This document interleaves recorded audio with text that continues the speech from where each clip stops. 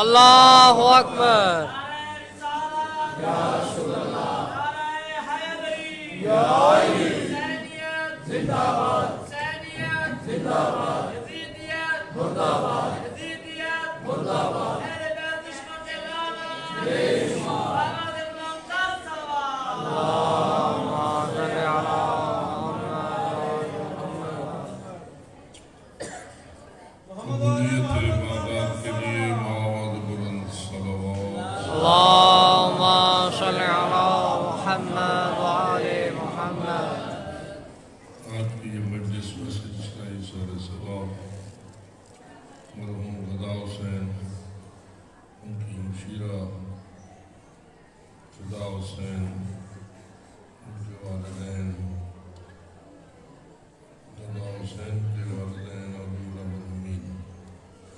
خدمت میں ایشار ثواب مقصود ہے. ان سب کی بخشش اور بلندی درجات کے لیے ایک سورہ فاتحہ اور 3 مرتبہ سورہ توبہ. بسم اللہ الرحمن الرحیم. الحمد للہ رب العالمین الرحمن الرحیم مالک یوم الدین. ایاک نعبد و ایاک نستعین.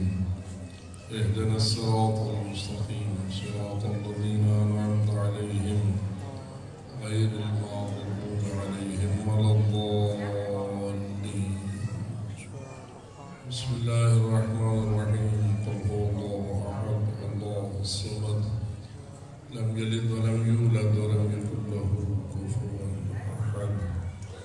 بسم الله الرحمن الرحيم. قل هو الله أحد الله الصمد لم يلد ولم يولد ولم يكن له كفوا أحد. بسم الله الرحمن الرحيم. قل هو الله أحد الله الصمد لم يلد ولم يولد ولم يكن له كفوا أحد. كذلك الله ربنا. تلاوت سورتين مباركتين کا جو ثواب اس مجلس اور اس کے ساتھ مربوط دیگر تمام عبادات خیر و خیرات سب کا جو ثواب ارواح طیبہ انبیاء و مرسلین شہداء و صدیقین شہداء معصومین علیہ الصلوۃ والسلام کی خدمت میں ہدیہ کرنے کے بعد جتنے بھی اہل ایمان اس دنیا سے رحلت کر گئے نور ایمان لے کر سب کی ارواح طیبہ کو ہدیہ کرتے ہوئے ان بزرگان مومنین مومنات جن کے اسماء گرامی ہم کے سامنے دیے گئے سب کی خدمت میں ہدیہ کرتے ہیں. ان سب کی بخشش مغفرت اور بلندی درجات کے لیے باعوذ بلند اللہم صلی علی محمد وآل محمد. یہ مجالس جہاں باعث ہدایت ہوتی ہے موجب نجات کرتی ہے مرحومین کی بخشش کا وسیلہ ہوتی ہے ہمارے گناہوں کی مغفرت کے ذریعہ ہوتی ہے تو وہاں یہی ذکر پاک حاجت مندوں کی حاجت روائی اور صاحبان مشکل کی مشکل کشائی کا وسیلہ ہوتا ہے. برابری بہت سارے اہل ایمان شرکت کرنے والوں کو التماس دعا کہہ کر اپنے حق میں دعا کے لیے تاکید کرتے ہیں. اسی سلسلے میں جناب میاں ضیاء حسین صاحب کی صحت و تندرستی کی دعا مطلوب ہے ان کی صحت یابی کے لیے اور کہ تمام مریضوں اور بیماروں کی شفا کامل و عاجل کے لیے جو بے اولاد ہیں ان کی آغوش کی آزادی کے لیے جو تنگی رزق کا شکار ہے ان کی وسعت رزق کے لیے جو کسی بھی پریشانی سے دوچار ہیں سب کی حاجت روائی اور مشکل کشائی کے لیے مل کر باواز بلند اللہم صلی علی محمد وآل محمد. تعجیل ظہور حضرت قائم آل محمد علیہ السلام کے لیے باواز بلند اللہم صلی علی محمد وآل محمد. ماشاء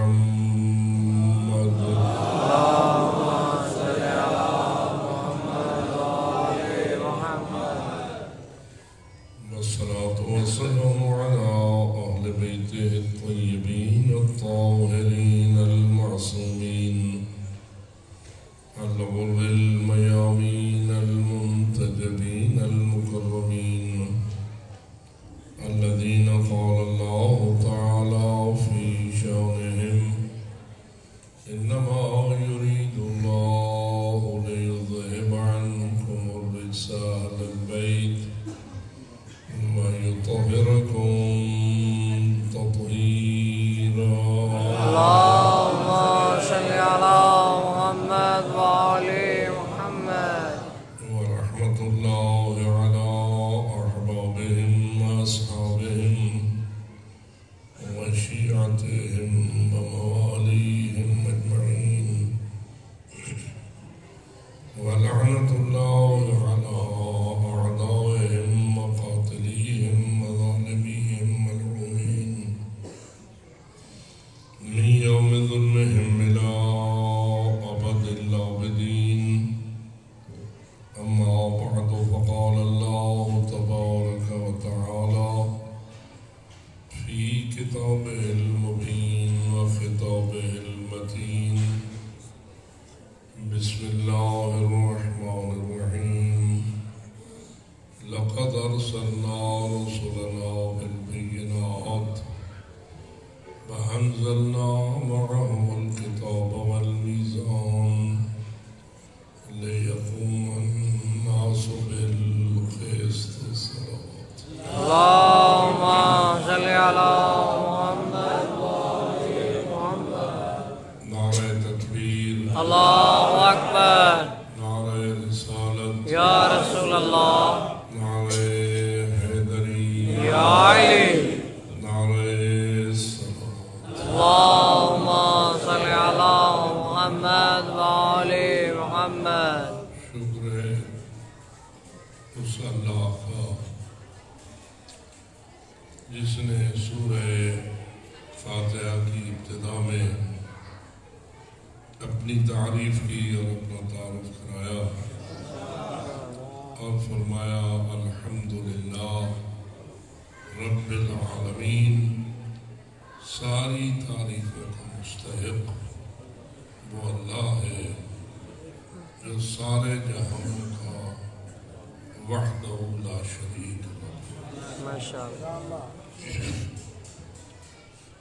وہ ہمیشہ سے وحدہ لا شریک تھا اور ہمیشہ وحدہ لا شریک رہے گا. نہ اس کا کوئی شریک ہے اور نہ اس کا کوئی شریک ہو سکتا ہے. ایسا نہیں ہے کہ آج تو اس کا کوئی شریک نہیں اور کچھ لمبے عرصے کے بعد کوئی اس کا شریک ہو جائے. مثلاً جتنے آپ امام بارگاہ میں مومنین تشریف فرما ہے، سب کا پروگرام جنت جانے کا ہے. جو جانا چاہتا ہے نعرہ حیدر. یا علی. کتنے عرصے کے لیے جنت جانا چاہتے ہو؟ ہمیشہ کتنی صدیوں کا ہوتا ہے؟ ختم نہ ہونے. جواب یہ ہے کہ ہمیشہ اسے کہتے ہیں جو کبھی ختم نہ ہو. تو آپ جنت میں ہمیشہ لامحدود عرصے کے لیے جانا چاہتے ہیں. تو کیا ممکن ہے ایک لمبی کروڑوں صدیوں کی مدت گزرنے کے بعد کوئی کہے کوئی اور رب العالمین ہو گیا ہے؟ تو کیا کوئی گنجائش ہے؟ ایک سوئی کے سرے جتنی، ایک دنیا کے ذرے جتنی کوئی گنجائش ہے، کوئی امکان ہے؟ وہ وحدہ لا شریک ایسا وحدہ لا شریک ہے کہ اس کا کوئی شریک ہو ہی نہیں سکتا، ماشاءاللہ بے اس شک کا کوئی شریک ہو ہی نہیں سر نہیں سکتا۔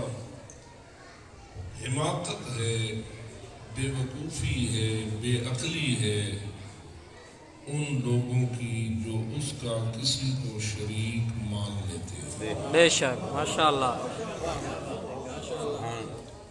اور یہ بات بھی تھوڑا سا قابل غور ہے، اللہ ہونے میں اس کا کوئی شریک نہیں، یا رب ہونے میں بھی اس کا کوئی شریک نہیں۔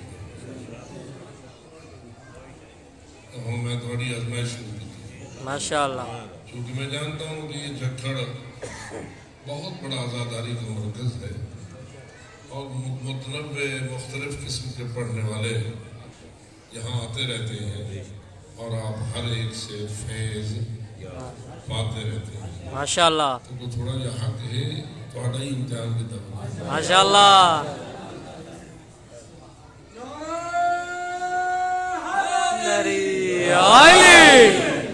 دیکھیے کہ امتحان اس لیے ہوتا ہے تاکہ جو امتحان میں پاس ہو وہ معرفت کے اگلے درجے میں چلا جائے، ماشاءاللہ اور جو فیل ہو جائے وہ کم از کم اسی درجے میں رہے، ترقی کے لائق نہیں۔ آپ کا کیا خیال ہے، معرفت ترقی کے لائق ہے یا معرفت میں کوئی ترقی نہیں؟ ترقی توحید کی معرفت میں ترقی کوئی ترقی ممکن ہے یا کوئی ترقی ممکن نہیں؟ اگر ترقی ممکن نہ ہوتی تو روز بہ سلمان منا اہل البیت نہ بن سکتے۔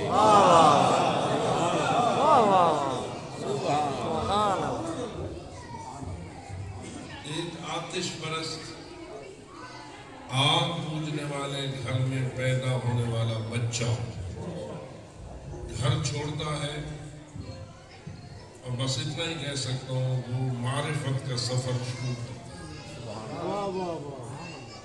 گھر چھوڑتا ہے تو کیا سفر شروع کرتا ہے؟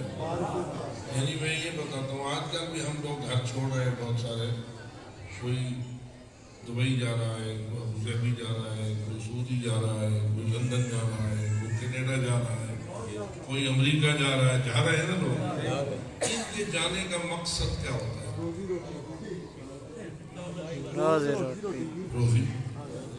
روزی بڑھانا۔ جی جی ماشاءاللہ سلمان بنا روزبا، سفر نے اسے کیا دیا؟ یہ معرفت کا سفر تھا، جبکہ روزی کمانے والا سفر نہ تھا۔ بلکہ اگر میں کہوں اگر اسی گھر میں رہتا تو اتنا تنگ دست نہ ہوتا جتنا چھوڑ کے تنگ دست ہو گیا۔ واہ واہ واہ ماشاءاللہ۔ بادشاہ نہیں، لمبے سفر کی یہ تفصیل میں نہیں جا سکتا، لیکن کم از کم اتنا ضرور عرض کر سکتا ہوں، رسول اکرم کے صحابیوں میں سے سب سے بڑی عمر والے حضرت سلمان ماشاءاللہ۔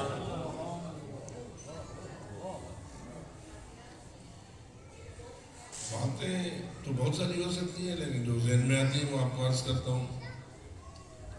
ایک مرتبہ رسول اکرم اپنے صحابہ کے درمیان تشریف فرما تھے، جو کہہ سکتا ہوں جیسے چاند ہوتا ہے ستارہ، لیکن رسول اکرم کا بھی جو انداز تربیت تھا وہ امتحان لینے کا بھی تھا۔ ماشاءاللہ تعلیم بھی دیتے تھے، معرفت بھی دیتے تھے، تربیت بھی کرتے تھے، تزکیہ نفس بھی کرتے تھے۔ وَالَّذِي بَعَثَ فِي الْأُمِّيِّينَ رَسُولًا مِّنْهُمْ يَتْلُو عَلَيْهِمْ آيَاتِهِ وَيُزَكِّيهِمْ وَيُعَلِّمُهُمُ الْكِتَابَ وَالْحِكْمَةَ۔ یہ ہے نا رسول اکرم کی بعثت کے اغراض۔ کہ اللہ نے ان کو کیوں مبعوث برسالت فرمایا، تو اللہ خود فرماتا ہے کہ وہ اللہ وہ ہے کہ جس نے آپ کو مبعوث کیا امیین میں، کیوں؟ یتلو علیہم آیاتہ، تاکہ اللہ کی قرآن کی آیات ان کے سامنے تلاوت کرے۔ میرا خیال ہے قرآن رسول اکرم سے پہلے بھی تلاوت ہوتا تھا، بولو، رسول اکرم سے پہلے قرآن تلاوت ہوتا تھا؟ کوئی قرآن تلاوت کرنے والا تھا؟ نہیں۔ کیونکہ قرآن نازل ہی رسول اکرم کے قلب پہ ہوا۔ واہ واہ واہ واہ، ماشاء اللہ۔ نزلہ الروح الامین علی قلبک، میرے روح الامین نے اس قرآن کو اے میرے حبیب تیرے دل پر نازل کیا۔ مجھے بتایا گیا کہ آج جمعہ درس قرآن ہوتا ہے، آپ بھی تھوڑا سا درس قرآن کا حصہ لے لیں، تو چلو میں بھی تھوڑا سا لے لیتا ہوں۔ ماشاء اللہ۔ ذرا غور کر کے مجھے بتائیے کہ یہ دل پہ قرآن کیسے نازل ہوا؟ 4 کتابیں اللہ کی طرف سے نازل ہوئی، پہلی کون سی ہے؟ بولو، نہ چاہو سنتے رہو۔ پہلی کتاب کون سی ہے؟ تورات۔ کس پہ نازل ہوئی؟ حضرت موسیٰ علیہ السلام پر۔ دوسری کتاب کون سی ہے؟ زبور۔ کس پہ نازل ہوئی؟ حضرت داؤد علیہ السلام پر۔ تیسری کتاب کون سی ہے؟ انجیل۔ کس پہ نازل ہوئی؟ حضرت عیسیٰ علیہ السلام پر۔ چوتھی کون سی ہے؟ قرآن مجید۔ قرآن۔ کس پہ نازل ہوئی؟ حضرت محمد صلی اللہ مصطفیٰ صلی اللہ علیہ وسلم پر۔ اور وعدے ہے کہ ہم سب کا ایمان ہے، اور حقیقت یہی ہے کہ قرآن سب کتابوں کی سردار، ماشاء اللہ، بے شک، سب سے افضل ہے، بے شک، سب سے اشرف ہے۔ بے شک۔ چاروں کتابیں نازل ہوئیں، کیسے کیسے نازل ہوئیں؟ حضرت موسیٰ علیہ السلام کے متعلق یہی قرآن کہتا ہے، جب حضرت موسیٰ کو حکم ہوا وَوَعَدْنَا مُوسَىٰ 30 لَيْلَةً فَأَتْمَمْنَاهَا بِعَشْرٍ فَتَمَّ مِيقَاتُ رَبِّهِ 40 لَيْلَةً۔ حضرت موسیٰ کو اللہ نے فرمایا میقات گزارنے کے لیے میرے پاس آ جاؤ۔ کتنی راتوں کے لیے؟ 30 لیلہ، 30 راتوں کے لیے کوہ طور پر آیا کرو۔ پھر اللہ فرماتا ہے فَتَمَّ مِيقَاتُ رَبِّهِ 40 لیلہ۔ پہلا وعدہ تھا 30 راتوں کا، اللہ نے اس میں 10 راتوں کا اضافہ کیا، تو کتنی راتیں ہو گئی؟ 40۔ چلا پورا، توجہ ہو رہی ہے؟ ماشاء اللہ۔ کتنا؟ 40۔ چلا 40 راتوں کا ہو گیا۔ یہ کیوں بلایا حضرت موسیٰ کلیم اللہ کو اللہ نے کوہ طور پر، اور یہ 30 کے بعد 10 راتیں مزید بڑھا کے 40 راتوں کا پروگرام بنایا؟ جواب یہ ہے کہ کہا کہ میں آپ کو اپنی کتاب دینا چاہتا ہوں۔ ماشاء اللہ، ماشاء اللہ، میں آپ کو اپنی کتاب دینا چاہتا ہوں۔ لیکن اسی آیت میں اللہ کہتا ہے وَقَالَ مُوسَىٰ لِأَخِيهِ هَارُونَ اخْلُفْنِي فِي قَوْمِي وَأَصْلِحْ وَلَا تَتَّبِعْ سَبِيلَ الْمُفْسِدِينَ۔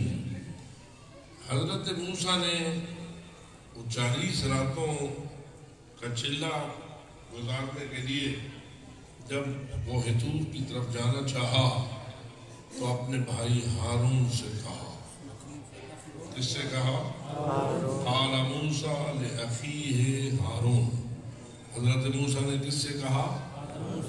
اپنے بھائی سے، جو بھائی کون تھے؟ حضرت ہارون۔ قال موسیٰ لأخیہ ہارون اخلفنی فی قومی، اے ہارون میرے جانشین بن جاؤ میری قوم میں۔ ماشاءاللہ ماشاءاللہ۔ جسے عربی میں کہتے ہیں خلیفہ، اور جانشین بننے کو کہتے ہیں خلافت۔ واہ واہ۔ خلافت کا معنی کیا ہے؟ جانشین بننا۔ خلیفہ کون ہے؟ جو جانشین ہو گیا۔ کس کا جانشین؟ حضرت موسیٰ۔ حضرت موسیٰ کتنے عرصے کے لیے کوہ طور پہ جا رہے تھے؟ 40 راتوں کے لیے۔ 40 راتیں جدا ہو رہے ہیں حضرت موسیٰ اپنی قوم سے۔ واہ واہ واہ واہ واہ۔ بنی اسرائیل، حضرت موسیٰ علیہ السلام کی قوم مشہور ہے، بنی اسرائیل تھے، انبیاء کی اولاد تھے۔ اسرائیل حضرت یعقوب کا عبرانی زبان میں نام ہے، اور جتنی ساری آگے اولاد چلی وہ حضرت یعقوب کی تھی۔ اب سب جانتے ہیں کہ حضرت یعقوب کو اللہ نے کتنے بیٹے دیے تھے؟ سورہ یوسف کیا بتا رہی ہے؟ حضرت یوسف کے کتنے بھائی تھے؟ رأيت 11 كوكبا والشمس والقمر رأيتهم لي ساجدين۔ ادھر سے قرآن تھی نا پہ، میں نے 11 ستارے دیکھے ہیں، واہ واہ۔ ایک سورج دیکھا ہے، ایک چاند دیکھا ہے۔ اپنے باپ کو حضرت یوسف اپنا قصہ بیان کر رہے ہیں، خواب، کہ میں نے یہ خواب میں کیا دیکھا ہے؟ 11 ستارے، ایک سورج، ایک چاند، یہ سارے میرے سامنے سجدے میں گرے ہوئے۔ واہ واہ واہ واہ واہ واہ، سبحان اللہ۔ رأیتہم لی ساجدین، میں انہوں نے سجدے میں دیکھا ہے۔ یہ چاند کون تھا؟ یہ سورج کون تھا؟ یہ 11 ستارے کون تھے؟ واہ واہ واہ۔ آپ جانتے ہیں کہ آخر سورہ یوسف کی تعبیرات آ گئی پوری سامنے۔ 11 ستارے تھے بھائی، سورج اور چاند تھے والدین۔ تو حضرت یوسف کے کتنے بھائی تھے؟ 11۔ 11۔ حضرت یوسف سمیت کتنے ہو گئے؟ 12۔ 12۔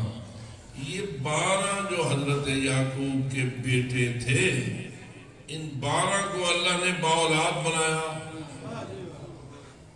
ان 12 کی نسلیں چلی۔ حضرت موسیٰ اسی نسل سے تعلق رکھتے تھے، اور یہ 12 جو اولاد تھی حضرت یوسف حضرت یعقوب کی، ان کی اولادیں حضرت موسیٰ کے زمانے تک ایک ایک قبیلہ بن چکا تھا۔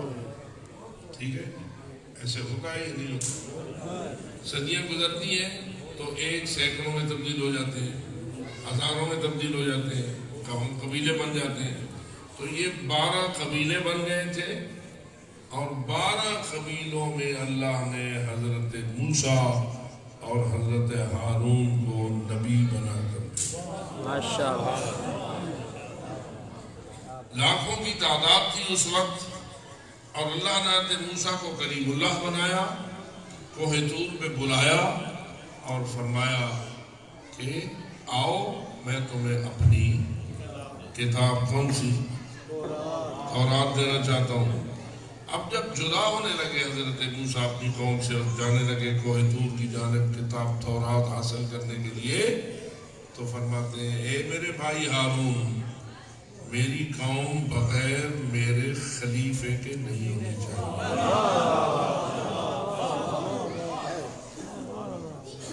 آپ کیا کریں؟ میری خلافت کریں، میرے بن جائیں خلیفہ اور میری جانشینی کریں۔ ماشاءاللہ۔ کیا اس سے ثابت ہوا کہ اگر ایک نبی فقط 40 راتوں کے لیے اپنی قوم سے جدا ہو، وہ اگر اپنی قوم کو بغیر خلیفے کے نہیں چھوڑ سکتا،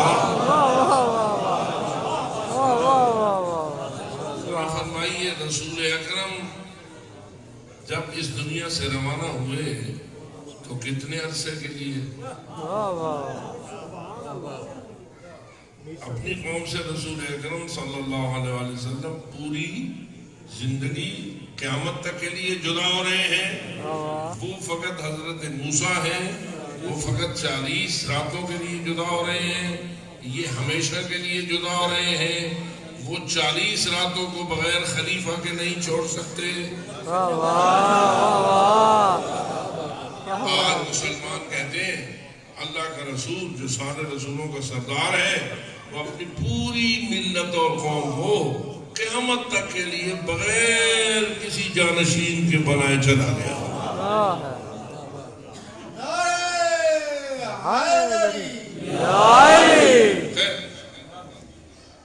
اب قرآن کہتا ہے کہ جب حضرت موسیٰ گئے اور ہارون جانشین تھے تو قوم ہدایت پہ رہی یا بگڑ گئی؟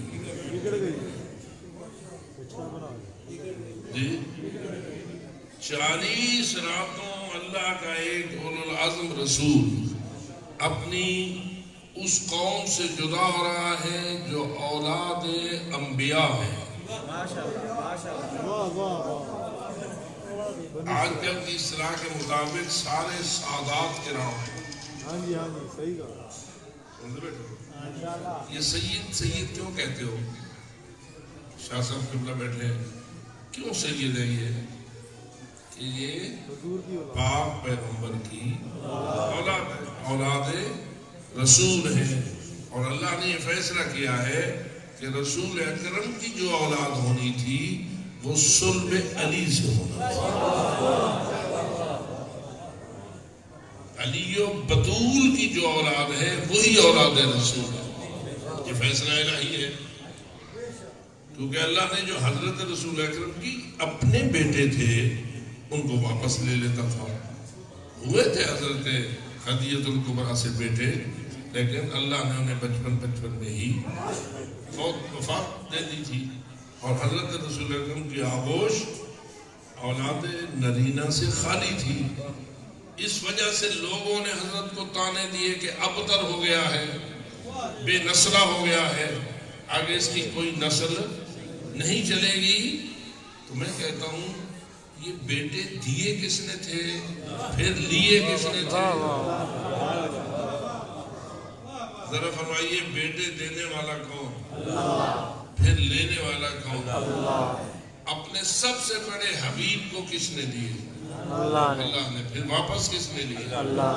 دشمن کیوں خوش ہوئے؟ دشمن خوش ہوئے نا. یہ کیوں خوش ہوئے؟ ان کی خوشی کی وجہ یہ تھی کہ یہ دیکھ رہے تھے کہ جب سے یہ آیا ہے اس نے ہمارے آباء و اجداد کے دین کی مخالفت شروع کی. ہمارے آباء و اجداد بت پرست تھے اور وہ ان بتوں کو رب مانتے تھے، اسی کو مشکل کشا مانتے تھے، انہی کو حاجت روا مانتے تھے، انہی کے ذریعہ بارشیں ہوتی تھیں، انہی کے ذریعہ سب کچھ وہ مانتے تھے. اور انہوں نے بتوں کو خدا مان کر اتنا مبارک سمجھ لیا تھا کہ اللہ کے گھر کو ان مبارک بتوں سے پر کر رکھا تھا. وہ مبارک مانتے تھے، حقیقت کچھ اور تھی. لیکن انہوں نے یہ دیکھا کہ جب سے یہ عبداللہ کا بیٹا یتیم جوان ہوا ہے تو اس نے تو سارے ہمارے آباء و اجداد کے دین کی مخالفت کر کے توحید کی تاریخ شروع کر دی. کیا خیال ہے، وہ راضی تھے یا ناراض تھے؟ جتنی بھی قوم تھی وہ رسول اکرم پہ راضی تھے یا ناراض تھے؟ ناراضگی کی وجہ کیا تھی؟ کہ اس نے ہمارے دین کو کیوں خراب کرنا شروع کر دیا ہے. ساڑھے بابے ڈاڑے والا دین سنتے بیٹھے ہو ماشاءاللہ. دین بابے ڈاڑے والا ہوتا ہے یا دین اللہ رسول والا ہوتا ہے؟ اللہ رسول. پتہ نہیں آج بھی کوئی بابے ڈاڑے والا مانتے ہیں یا نہیں مانتے. واہ واہ. صلوات پڑھ لو. اللہم صلی علی محمد وآل محمد. بابے دادے والا جو دین تھا رسول اللہ نے اس کی مخالفت شروع کر دی. کیوں؟ وہ دین شرک شرک پر مشتمل تھا ہاں جی اور واہ واہ رسول شرک کے سب سے بڑے دشمن، واہ واہ واہ رسول اکرم شرک کے سب سے بڑے دشمن اور توحید کے سب سے بڑے علم بردار۔ ماشاء اللہ ماشاء اللہ توحید کا سب سے بڑا عالم حضرت رسالت مآب نے اٹھایا ہوا تھا اور اس کے ذریعہ وہ شرک کے خلاف جنگ لڑ رہے تھے، ماشاء اللہ لیکن وہ شرک کے پجاری تھے، ان کے دل میں شرک کھپا ہوا تھا، جس نے بھی ان کے شرک کی مخالفت کی وہ اس کے دشمن ہو گئے۔ اب جب رسول اکرم کی کامیابیاں آگے بڑھیں تو وہ اور زیادہ ناراض ہونے لگے، لیکن جب اللہ نے رسول کو بیٹے دیے اور پھر فوراً واپس لے لیے تو ان کو ایک خوشی حاصل ہوئی، ماشاء اللہ کیونکہ اب اس کا کوئی وارث رہا نہیں، اس کا کوئی وارث رہا نہیں، جب تک زندہ رہے گا ہمارے آباء و اجداد کے دین کی مخالفت کرتا رہے گا، لیکن آخر اس نے بھی فوت ہونا ہے، جب فوت ہو جائے گا اس کی ساری توحید والی تحریک مردہ ہو جائے گی اور ہمارے باب دادے والا شرک دوبارہ زندہ ہو جائے گا۔ جو رہی ہے اب وہ رسول اکرم کی اولاد کے فوت ہونے پر خوش کیوں ہوتے تھے؟ اپنے دین کی وجہ سے، کہ ان کے دین کے مخالف تھے اور اپنے دین کے پجاری تھے۔ میں پوچھتا ہوں دین کس کا ہے یا اللہ؟ یہ توحید والا دین کس کا ہے؟ اللہ کا ہے۔ اولاد کون دیتا ہے؟ پھر واپس کون دیتا ہے؟ یا اللہ دین تیرا، بیٹے تو دیتا ہے، تو واپس کیوں لے رہا ہے؟ اس لیے کہ دشمن خوش ہو۔ پتری بات سمجھ آ رہی ہے؟ اچھا یا رسول یا اللہ اگر واپس لیے ہیں، اب تو دیکھ رہا ہے کہ دشمن خوش ہوئے ہیں، تو تو 2 واپس لیے ہیں 10 دے دے تاکہ دشمنوں کا منہ کالا ہو اور جو ان کی خوشیاں ہیں وہ غمیوں میں بدل جائیں۔ لیکن اللہ نے کیا فیصلہ کیا؟ بیٹے دیے فوراً واپس لے لیے، دشمن ابتر کہہ کے خوش ہوئے۔ آئندہ فیصلہ میں کہتا ہوں یا اللہ تو جو بیٹے دینے والا ہے تو دشمنوں کے منہ پہ تماچا مار اور 2 بیٹوں کی بجائے پاک رسول کو 10 دے دے، دینے والا تو تو ہے۔ لیکن اللہ کہتا ہے اِنَّا أَعْطَيْنَاكَ الْكَوْثَرَ، میرا فیصلہ یہ ہے کہ میں نے بیٹے واپس لیے، تجھے بیٹی کوثر عطا فرما دی۔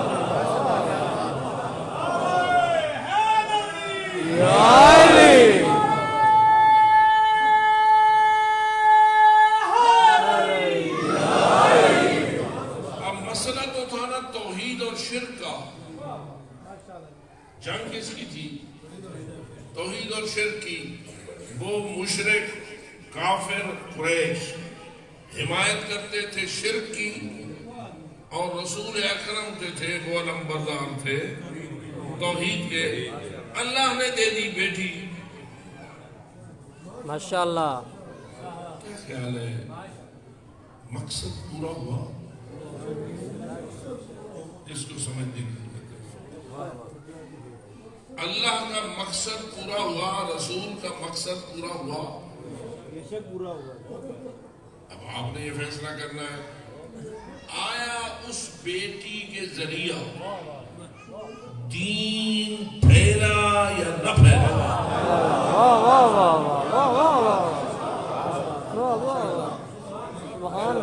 نقطہ یہ ہے سمجھنے کا، اللہ کی حکمتوں کو اپنے دماغ کے دائرے میں محدود نہ کرو۔ تمہاری ذمہ داری یہ ہے کہ تم اللہ کی حکمتوں کو سمجھنے کی کوشش کرو، اپنے خیالات کو تھوپنے کی کوشش کرو۔ عام لوگوں سے پوچھا جائے وہ کہتے ہیں ٹھیک ہے جی اللہ کو چاہیے تھا پہلے تو بیٹے واپس نہ لیتا، اور اگر لیے بھی تھے اور بیٹے دے دیتا، کیونکہ ان کے خیال میں بھی دین کو پھیلانے کے لیے بیٹوں کی ضرورت ہے۔ بالخصوص اس زمانے میں تو بیٹیوں کو کیا سمجھا جاتا تھا؟ اس زمانے میں تو بیٹیاں کوئی حیثیت نہیں رکھتی تھی، زندہ درگور کر دیتے تھے بیٹیوں کو. بیٹی کسی کی پیدا ہوتی تو اسودت وجہ، قرآن کہتا ہے جس کو اللہ بیٹی دیتا اس کا چہرہ سیاہ ہو جاتا اور وہ کبھی بیٹی کی پیدائش کو برداشت نہ کرتا تھا.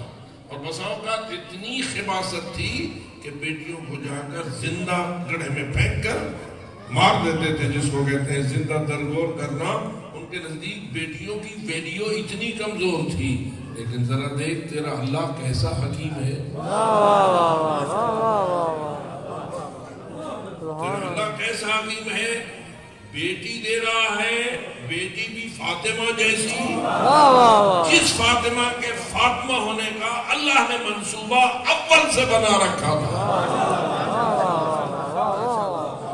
کیا خیال ہے؟ اللہ کا منصوبہ حضرت فاطمہ کے ہونے کا اب رسول اکرم کی زندگی میں بنا تھا یا جب سے نور رسول کی تخلیق ہوئی تھی اس وقت سے زہرا کے نور کی تخلیق کا بھی فائدہ ہوا؟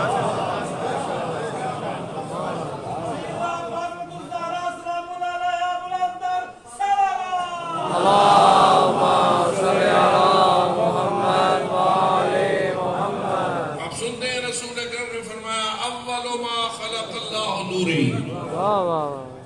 اللہ نے فرمایا کنت کنزا مخفیا فاحببت ان اعرف فخلقت الخلق لکی اعرف. میں ایک مخفی خزانہ تھا، میں ہی تھا اور کچھ نہ تھا. کان اللہ ولم یکن معہ شیء، کچھ نہ تھا سوائے اللہ کے. اور اللہ نے چاہا کہ کوئی مجھے پہچاننے والا ہو، کوئی میری معرفت حاصل کرنے والا ہو. اللہ نے مخلوق کو خلق کیا. کیسے خلق کرنا شروع کیا؟ اول ما خلق اللہ نوری. رسول فرماتے ہیں اللہ نے جب خلق کی آغاز کیا ہے، ابتدا کی ہے، تو سب سے پہلے میرے نور کو. لیکن فقط میرے نور کو خلق کرنا نہیں فرمایا، فرمایا انا وعلی من نور واحد. میں اور علی دونوں ایک نور سے ہیں. یعنی جو نور نور محمدی ہے وہی نور حیدری بھی ہے. اور تیسری حدیث میں سن لیجئے کہ حضرت آدم نے 5 انوار کو بلندیوں میں دیکھا تو پوچھا یا اللہ کیا ان 5 کو تو نے مجھ سے پہلے سے خلق کر رکھا ہے؟ جواب الہی آیا ہاں اے آدم میں نے انہیں تجھ سے پہلے خلق کیا. انہیں میں تیری نسل سے بھی قرار دینے کا پروگرام رکھتا ہوں. لیکن یاد رکھ اگر انہیں خلق نہ کرتا تجھے بھی خلق کرتا.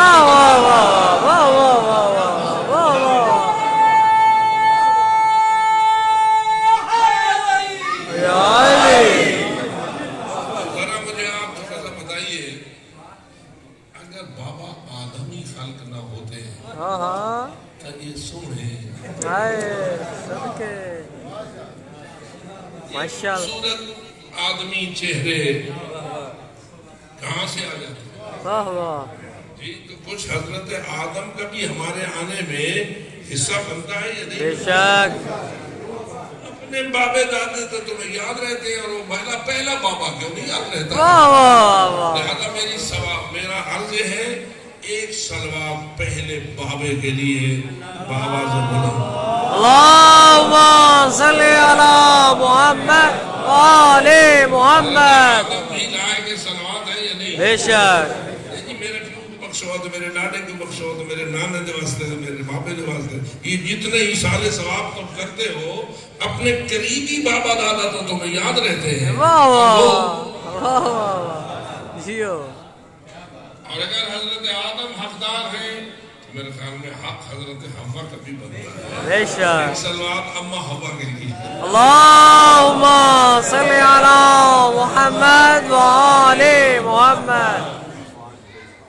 تو یاد رکھیے میرے دوستو رسول اکرم صلی اللہ علیہ وآلہ وسلم کس لیے آئے اور انہیں اللہ نے قرآن کس لیے دیا اور اللہ نے قرآن جو دیا تو اس کا مقصد کیا تھا. لیکن میں تو تھوڑی سی وضاحت یہ کرنا چاہ رہا تھا کہ حضرت موسیٰ کو جو تورات ملی تو کیسے ملی؟ قرآن کہتا ہے جب حضرت موسیٰ کوہ طور سے اترے اور قوم کا حال دیکھا تو آپ نے تورات کی تختیاں سر پر اٹھائی ہوئی تھی. یعنی جن تختیوں پہ تورات لکھی ہوئی تھی اللہ نے وہ لکھی ہوئی تختیاں حضرت موسیٰ کو عطا کی. لے جا یہ تیرے لیے تورات. ماشاءاللہ ماشاءاللہ. تورات نازل ہوئی تختیوں پہ لکھی ہوئی. اٹھا لائے حضرت موسیٰ اور اترے کوہ طور سے اور لے آئے اپنی قوم کے پاس. تو قوم کا بیڑا تو پہلے غرق ہو چکا تھا. وہ تو سامری کے چکر کا شکار ہو چکے تھے اور ایک بچڑے کو انہوں نے اپنا خدا مان رکھا تھا. میں ذرا آپ سے پوچھتا ہوں, ناراض بھی نہ ہونا, کیا ممکن ہے جتنے آپ بیٹھے ہیں کسی جانور کو اپنا رب مان لو؟ مطلب وہ گنجائش ہو رہی جی مطلب آپ کی سریکی کا ہے نا, مطلب کتنی کوئی میں ذرہ گنجائش کسی جانور کو رب ماننے کی گنجائش, اس کو لائق سجدہ ماننے کی گنجائش, اس کو لائق عبادت ماننے کی گنجائش, کسی بھی جانور کو جتنا بھی مقدس کیوں نہ ہو, جتنا ہی محترم کیوں نہ ہو. کیا خیال ہے حضرت امام حسین علیہ السلام کا زلجلہ آپ کے نزدیک قابل احترام ہے یا نہیں؟ مقدس ہے یا نہیں؟ لیکن کیا گنجائش موجود ہے کہ کسی زلجلہ کو معبود مان لیا جائے؟ اگر کوئی مانے مشرک ہو جائے گا یا نہیں؟ اور رسول تو شرک کے دشمن ہے, بے شک رسول تو مشرکین کے بھی دشمن ہے, اور آل رسول وہ بھی دشمن. فقط رسول شرک کے دشمن ہے یا آل رسول؟ آل رسول بھی. آل رسول اسی لیے لائق صلوات ہے کہ جتنے رسول شرک کے دشمن ہیں اتنے ہی آل رسول شرک کے دشمن ہیں. ماشاءاللہ ماشاءاللہ. ایک صلوات اللہم صلی علی محمد و آل محمد. کن پہ پڑھی ہے محمد و آل محمد, آل محمد, آل محمد پر. جس کے رسول دوست آل محمد اس کے دوست, جس کے رسول اکرم دشمن اس کے آل محمد اس کے دشمن. اب آپ کہہ رہے ہیں کہ کسی جانور کے معبود یا رب ماننے کی ہمارے ہاں ایک ذرہ بھی گنجائش نہیں. کیوں نہیں ہے؟ ذرا ادھر بنی اسرائیل کو دیکھ. بنی اسرائیل نے حضرت موسیٰ کے دست مبارک سے بڑے بڑے معجزے دیکھے. میں فقط ایک معجزے کا حوالہ دیتا ہوں. جب حضرت موسیٰ بنی اسرائیل کی جان بچانے کے لیے فرعون سے جان چھڑا کر انہیں لے چلے, اور فرعون کو پتا چلا کہ وہ اپنی قوم کو لے کے چلا گیا ہے, تو اس نے اپنا لشکر پیچھے لگا دیا. اب پیچھے پیچھے فرعون ہے اس کا لشکر, آگے آگے حضرت موسیٰ اور ان کی قوم, آگے آگے دریا. ماشاءاللہ. آگے کیا آ گیا؟ دریا. اب حضرت موسیٰ دیکھ رہے ہیں, ان کی قوم دیکھ رہی ہے, ہم کدھر جائیں؟ آگے دریا ہے, پیچھے خون خار درندوں کا ایک لشکر ہے. میرے خیال آ کیا تھا اس نے حضرت موسیٰ سائیاں پھنسائے جی پھنسائی جنے نہ پھنسائی جو ہم بجو گٹے. تو حضرت موسیٰ علیہ السلام نے اپنے رب سے پوچھا, یا اللہ میں تو تیرے حکم کے ساتھ ان کو لے چلا تھا, اب یہ کیا ہوا؟ تو اللہ نے فرمایا گھبرا نہیں, فَضْرِبْ بِعَصَاكَ الْبَحْرَ, اسی دریا پہ مار ڈنڈا. واہ واہ. حضرت موسیٰ نے ڈنڈا مارا. حضرت موسیٰ ایک بڑے تابدار آوے اللہ سے, ساکو آکے آتا سا شہر میں کوئی جز بز کروا, یہ کوئی حکم ہوا ہے پانی سے ڈنڈا مارو. لیکن حضرت موسیٰ نے وہ ڈنڈا مارا یا نہیں مارا؟ نتیجہ کیا نکلا؟ دریا راستہ بن گیا, پانی رک گیا, حضرت موسیٰ اپنی قوم کو لے کے چلے اس رستے میں داخل ہو گئے اور بالآخر دریا سے پار پار ہو گئے. کیا خیال ہے یہ چھوٹا سا معجزہ تھا؟ جی بہت بڑا معجزہ تھا. اور پھر اس معجزے میں اس بات کو بھی شامل کر دیجئے کہ پیچھے سے فرعون پہنچا, اس کا لشکر پہنچا.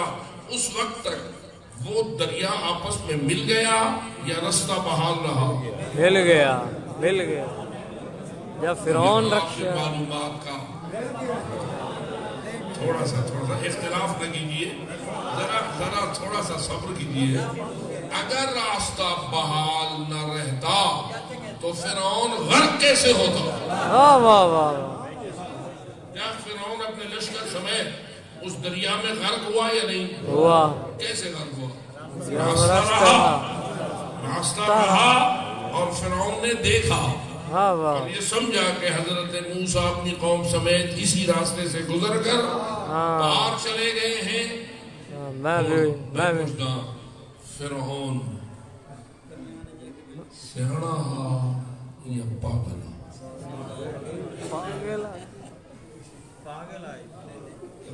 سیاڑے تو سب سیاڑے پڑھو. کوئی راستہ ہے دریا کے اندر. میں پوچھتا ہوں فرعون تو جو دیکھ رہا ہے کہ دریا کے اندر ایک راستہ موجود ہے, یہ راستہ کس نے بنایا ہے؟ واہ واہ واہ. فرعون سے پوچھو. فرعون کیا سوچے گا میں نے بنایا ہے؟ فرعون اپنے آپ کو تو رب کہتا تھا, اپنی ربوبیت کا دعویٰ کرتا تھا, ساری دنیا اس کو سجدہ کرتی تھی اور وہ بہت بڑا رب بنا ہوا تھا. انا ربکم الاعلی. یہ سارے بہت چھوٹے رب, میں ہاں بڑا رب. وہ بڑے رب صاحب ہوں دسو یہ کہیں بڑا ہے؟ دریا میں راستہ کس نے بنایا؟ اللہ تعالیٰ. فرعون کیا سمجھا؟ موسیٰ نے بنایا.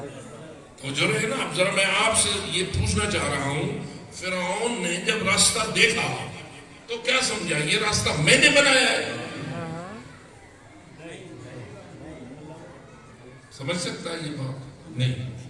کس نے بنایا ہے؟ موسیٰ کے رب نے بنایا ہے. واہ واہ. یہ راستہ کس نے بنایا ہے؟ موسیٰ کے رب نے. تو ہے موسیٰ کا اور موسیٰ کے رب کا دشمن. ہاں جی. راستہ بنایا ہے موسیٰ اور اس کی قوم کے لیے موسیٰ کے رب نے. پاگل تو تنہ بڑھ. واہ واہ واہ. بے شک وہ راستے میں داخل ہو گئے. ہو گیا. کیا سمجھ راستہ بن گیا ہے, سیٹا پہ ہم بھی پار ہو جائیں گے. اللہ کا ارادہ کیا تھا؟ یہ اندر آئے. اب ذرا اللہ کے ارادے کا سوچ. ایک ارادہ ہے اللہ کا, اسی ارادے کے ذریعہ موسیٰ اور اس کی قوم کو پار کر رہا ہے, فرعون اور اس کی قوم کو غرق کر رہا ہے. واہ واہ واہ. سبحان اللہ سمجھا سکا یہ نہیں؟ سبحان اللہ. ماشاء اللہ تیرا رب اس قسم کا رب. ماشاء اللہ. کوڑے اور جھوٹے اور بناوٹی ربوں کی یہاں کوئی گنجائش نہیں ہے. واہ واہ واہ. بے شک. اس لیے میں آپ سے پوچھ رہا تھا, آپ کیوں کسی جانور کو اپنا رب نہیں مانتے, جبکہ ان لوگوں نے جنہوں نے آنکھوں سے نہ فقط یہ معجزہ دیکھا بلکہ خود اس سے گزرے اور اپنی آنکھوں سے فرعون اور فرعونیوں کو غرق ہوتا بھی دیکھا, خود اور اپنی قوم گزر کے پار بھی ایک بڑا معجزہ دیکھا یا نہ دیکھا. پار گئے تو یہ مصیبت ہو گئی. حضرت موسیٰ چلے گئے تورات لینے کے لیے, واپس آئے تو دیکھا کہ یہی قوم جو دریا کے معجزات کو دیکھ چکی تھی اور خود گزر چکی تھی اس راستے سے, اس نے ایک بچڑے کو اپنا رب ماننا شروع کر دیا. آپ بتائیے, آپ میں کوئی گنجائش ہے کسی جانور کو, حتیٰ کسی انسان کو, حتیٰ کسی نبی کو, ماشاءاللہ آپ کے پاس یہ گنجائش ہے کہ آپ کسی نبی کو رب مان لیں؟ بھائی حضرت عزیر کو یہودیوں نے رب مانا, حضرت عیسیٰ کو عیسائیوں نے رب مانا,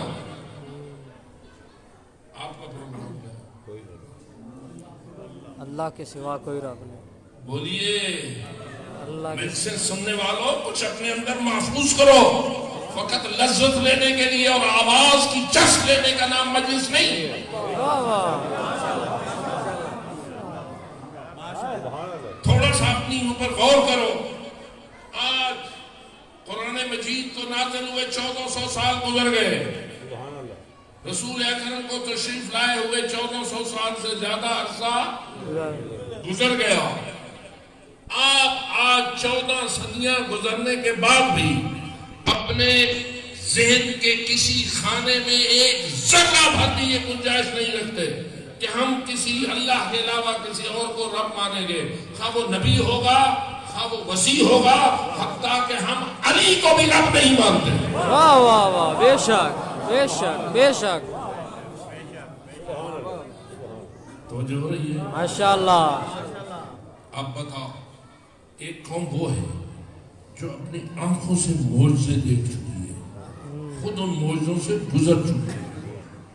آپ نے اپنی زندگی میں ان آنکھوں سے کوئی معجزہ دیکھا ہے؟ جتنے آپ بیٹھے معجزے سنے تو ہیں, دیکھے ہیں؟ کوئی مردہ آپ کے سامنے زندہ ہوا, کوئی سورج آپ کے سامنے پلٹا, کوئی چاند آپ کے سامنے 2 ٹکڑے ہوا؟ سنے تو ہیں لیکن دیکھے ان لوگوں نے نہ فقط دیکھے تھے, خود معجزے کے صدقے بچے تھے. زندگی معجزے کے صدقے ان کی محفوظ رہی تھی. تو جو اس قسم کے معجزے دیکھ چکے تھے وہ حضرت موسیٰ کے 40 راتوں تک غائب ہونے کے حالات میں ایک بچڑے کو اپنا رب مان لیتے ہیں. تو 1400 سال بعد بھی کسی اللہ کی مخلوق کو رب ماننے کے لیے تیار نہیں. یہ ہے کربلا کا معجزہ. ماشاءاللہ ماشاءاللہ. واہ واہ واہ. یا علی زندہ باد زندہ باد مردہ باد مردہ باد. ویشوار. اللہم صلی علی محمد وآلہ. اب تجھے قدر ہو حسینیت کی. حسینیت ایک ایسا معجزہ ہے کہ قوم حضرت موسیٰ معجزوں سے گزر کر گمراہ ہو رہی ہے, اور تو 1400 سال بعد بھی اپنے ذہن میں اس قسم کی کسی گمراہی کا امکان ہی نہیں دیتا. اب بتا حسینیت کیا ہے؟ ماشاءاللہ. کہہ سکتا ہوں میں کہ حسینیت ان آنکھوں سے دکھائی دینے والے معجزوں سے بھی بڑا معجزہ ہے.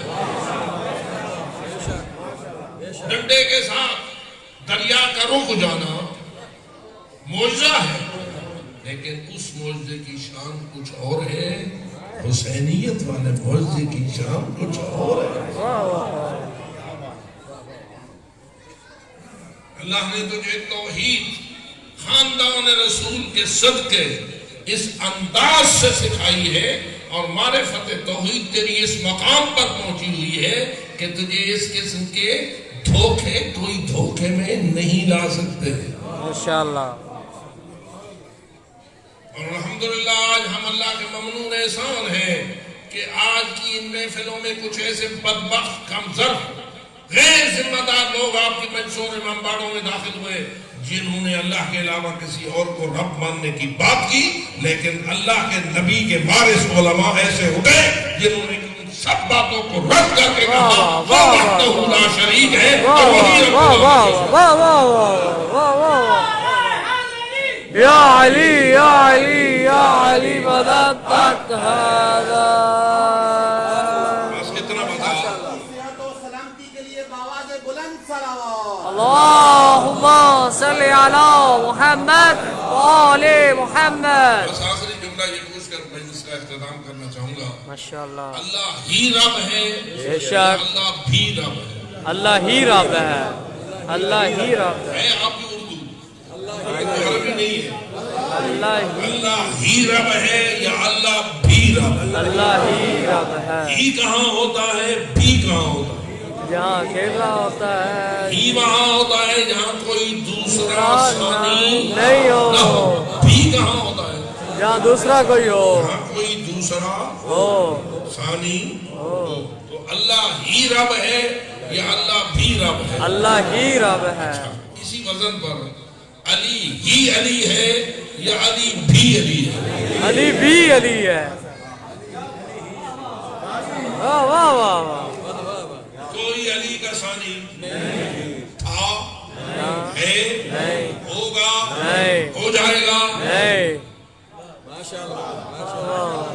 یہ تیرا اللہ، یہ تیرا اللہ ہے جو ایسا علی تجھے دیتا ہے واہ واہ جس واہ ایسا واہ کوئی واہ ہو ہی نہیں سکتا. واہ واہ واہ. نعرہ حیدری علی.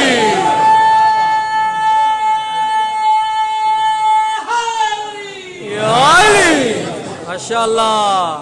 پوری ذمہ داری کے ساتھ اپنے معاملات کو محفوظ رکھو. کسی غیر ذمہ دار کے حوالے اپنا ایمان نہ کرو. ماشاءاللہ. بے اس شک. لیے کہ اس کائنات میں سب سے بڑی دولت ایمان ہے.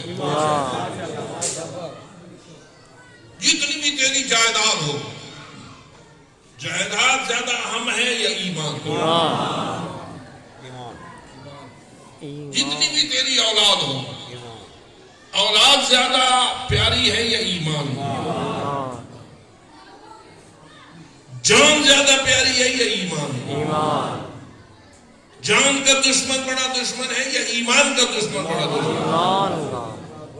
دولت، ثروت، جائیدادیں، کوٹھیاں، کاریں، تو ساری دنیا کا مالک ہو جائے، دنیا کی مالکیت کی وہ شان نہیں جو علی کی محبت کی. واہ واہ واہ واہ. سبحان اللہ. یا علی حبوں کا ایمان. واہ واہ. رسول فرماتے ہیں علی تیری محبت ہی تو ایمان ہے. واہ واہ واہ واہ واہ واہ واہ واہ. شیطان آپ کا دشمن ہے؟ بے شک کھلا دشمن ہے؟ بے شک. کیا دشمنی کرتا ہے؟ کٹکات ایمان سے. لے کے کلاشن کو آپ کو مارنے کے لیے نکلا ہوا ہے؟ نہیں آپ کی زمینوں کے انتقال اپنے نام چڑھانا چاہتا ہے؟ نہیں آپ کے سونے کے ڈھیر آپ سے لوٹنا چاہتا ہے؟ نہیں. اس میں نہیں شیطان چال چلتا. شیطان تیرا دشمن اس لیے ہے کہ وہ تم سے ایمان لوٹنا چاہتا ہے. واہ واہ واہ. بے شک بے شک. یہ مجالس ایمان کی محافظ ہونی چاہیے یا ایمان لوٹنے والوں کی معاون ہونی چاہیے؟ ایمان کی محافظ.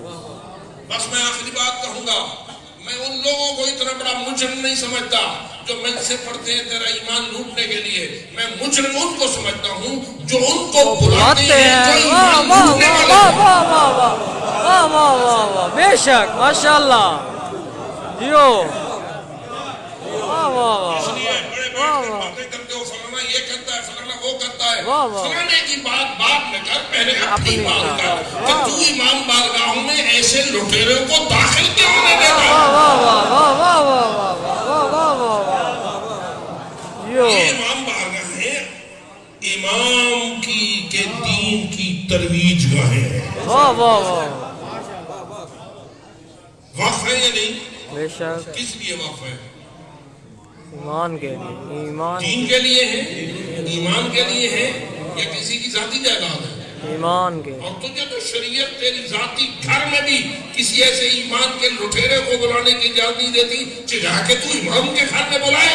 واہ واہ واہ واہ واہ واہ واہ واہ واہ واہ واہ واہ. جیو. حیدری علی.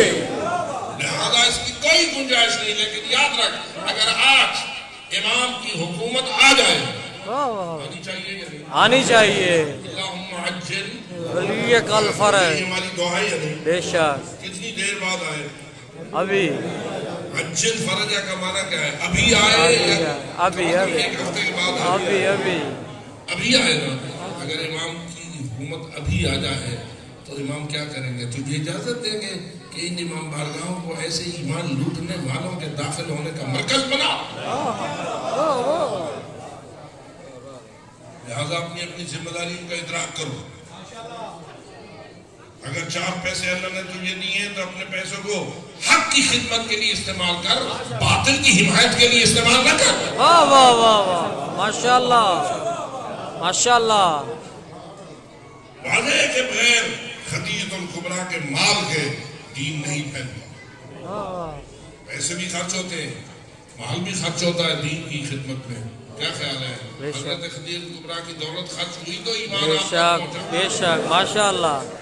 کیا نہیں کہا رسول اکرم نے ما قام الدین ولا استقام الا بسیف علی ومال خدیجۃ الکبریٰ. میرا دین اپنے پاؤں پہ کھڑا نہیں ہوا اور میرے دین کو قوت اور طاقت اور استقامت نہیں ملی مگر 2 چیزوں کے توفیل. ایک میرے بھائی علی کی تلوار اور دوسرا بی بی خدیجۃ الکبریٰ. ماشاءاللہ ماشاءاللہ. دیکھ تو صحیح، بی بی کے مال کو تیرے رسول کی زبان وحی میں کس چیز کے برابر مقام دیا. ماشاءاللہ ماشاءاللہ. علی کی تلوار، یو کہ بلا علی ماشاءاللہ. کی تلوار کے مضمون احسان ہو بے شک تو علی کی تلوار کا ہم پر احسان ہے، بے شک ہے نا. اور بی بی کے مال کو بے شک بہت. بلکہ میں کبھی کبھی یہ بھی یاد دلاتا ہوں، علی کی تلوار بعد میں چلی، واہ واہ واہ واہ. پہلے دین کی بنیادی خدمت بی بی کے مال نے کی. ماشاءاللہ ماشاءاللہ. بلکہ کبھی اس کو یوں تعبیر کرتا ہوں کہ دین کا پودا پاک پیغمبر نے کاشت کیا، اس کو پانی کی ضرورت پڑی تو لگا مال حضرت خدیجۃ الکبریٰ کا، اور پودا پروان چڑھا. جب پودا جوان ہوا تو دشمن نکلے اس درخت کو کاٹنے کے لیے، تو اس درخت کی حفاظت کے لیے نکلی ہے علی کی تلوار. واہ واہ واہ واہ. حیدری علی ماشاءاللہ. اس لیے اپنے ایمان پہ کسی کو ڈاکہ ڈالنے کی اجازت ہی نہیں دینی چاہیے. جائے کہ ڈاکو کو بندہ خود پیسے دے کے بلائے. واہ واہ واہ واہ واہ واہ واہ. بہت خوب ماشاءاللہ. میں تو تیرے ایمان کی حفاظت کی بات کر رہا ہوں. واہ واہ اس لیے واہ. کہ اللہ کی اس نگری میں، اس پوری دنیا میں، ہم اس دنیا میں اللہ نے ہمیں زندگی دی ہے، سب سے زیادہ کمائی کرنے والی چیز کا نام علی ہے، حب علی ہے، اور حب علی ہی ایمان ہے. ماشاءاللہ بے شک. لیکن حب علی کے اپنے تقاضے ہیں، تو اس لیے ہمیں سمجھنا چاہیے بے شک. ایمان کی حفاظت بہت بڑی ضرورت ہے. آخر میں اتنا کہتا ہوں، ایمان پہ کیا کیا خرچ ہوا بس اتنا یاد کر. رسول کے ایک چچا تھے جن کا نام حضرت حمزہ تھا، اور وہ ایک بڑے جواں مرد اور جنگجو اور بہادر شخصیت تھے. لیکن بس اس وقت کو یاد کر جب حضرت حمزہ جنگ کے احد میں پڑے ہوئے تھے، رسول اکرم آئے، روئے، اور پھر آپ نے کہا کہ ان کی لاش پر کچھ گھاس ڈال دو، ایک چادر ڈال دو. چادر چھوٹی تھی، اور نے فرمایا پکی ایسے پھر گھاس ڈال دو. کیوں کہ حضرت حمزہ کی بہن صفیہ آ رہی ہے، وہ اپنے بھائی کے جنازے کو اس حال میں دیکھے گی، برداشت نہ کر سکے گی. لیکن میں اتنا کہہ کے مجلس کو ختم کر دوں گا کہ اذان کی آواز آ رہی ہے کہ وہ وقت کتنا سخت تھا جب صفیہ آئی. رسول اکرم نے لاش کو چھپا دیا ہوا تھا تاکہ بہن اپنے بھائی کے اس دلدوز اور دردناک منظر کو نہ دیکھ سکے. اس لیے کہ اس خبیث نے ان کا سینہ چاک کیا تھا، جگر نکالا تھا، ناک کاٹا تھا، کان کاٹے تھے، اور ان اعضاء کو اس یزید کی دادی نے اپنے گلے کا ہار بنایا تھا. یہ منظر جو حضرت حمزہ کا تھا نہ برداشت کر سکتی تھی حضرت صفیہ. رسول اکرم نے ان پہ چادر ڈالی اور کچھ چیز ڈالی. لیکن میں پوچھتا ہوں، آؤ مومنو بتاؤ، جب مولا حسین کی بہن آئی تو منظر لاش کا کیا تھا، کیفیت کیا تھی؟ سر کاٹ کے شمر لے گیا تھا، بدن اثر پہلے ہی زخموں سے چور تھا، پھر ظالموں کی گھوڑوں کی ٹانگوں نے مظلوم کی لاش کو پامال کر دیا تھا. آئی ہے بہن، یہ کہہ کے مجبور ہوئی ہے، انت آخر حسین، کیا تو ہی میرا بھائی حسین ہے؟ جب میں نے تجھے پرانی پوشاک بنا کے بھیجا تھا. بھائی اس وقت تیرا منظر کیا تھا اور اس وقت تیری کیفیت کیا ہے؟ میں کہتا ہوں یہ سارے ظلم ہیں جو یزیدیت نے کیے ہیں، لیکن حسینیت نے تیرے لیے دین بچایا ہے، ایمان بچایا ہے، ایسا محفوظ کیا ہے کہ 14 صدیاں بعد بھی محفوظ ہے اور انشاءاللہ قیامت تک محفوظ رہے گا. خداوندہ ہمیں حسینیت کا غلام رہنے کی توفیق عطا فرما. حسین